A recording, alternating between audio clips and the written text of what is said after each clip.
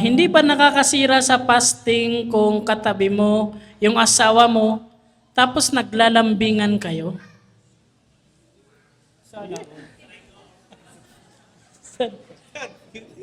Kung alam mo sa sarili mo na mahina kang nilalang,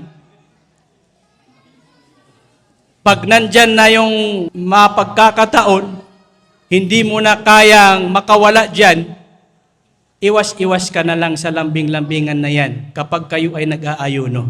Kasi delikado yan, critical yan.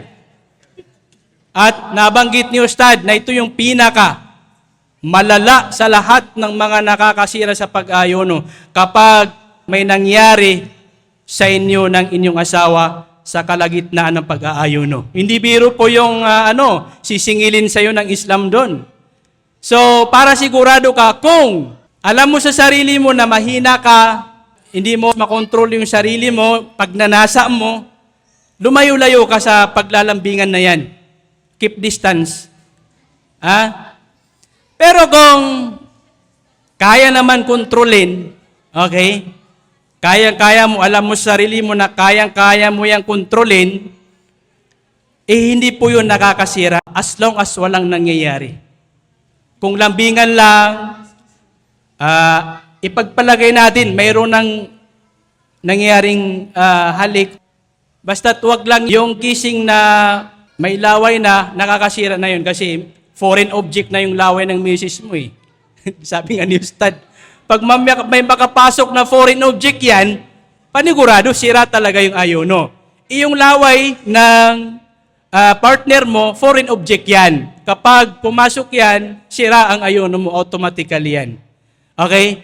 Pero kung wala naman yung ganyan na laway, kiss lang, smack, ito wala pong mga kapatid la haya fid din, walang hiya-hiya pagdating sa relihiyon. Okay? So, pag ganun lang na walang laway, smack lang or kiss lang, hindi po siya nakakasira ng pag-aayuno. Basta't hindi lumabas yung sabi natin na mani. Okay? May pagkakataon, mga bro, may lumalabas minsan na madhi. Dahil sa yung paglalambingan, yung nadala ka minsan sa paglalambingan, lumabas yung madhi. Hindi po yun yung similya. Okay? Hindi po yun yung mani na tinatawag natin. Yung madhi lang, hindi ka nakaramdam ng katulad nung nararamdaman mo doon, okay? Pero lumabas lang yung madhi na yun, hindi yun makakasira ng pag-ayuno. Okay? So, pag hindi mo control yung sarili mo, iwas-iwas na lang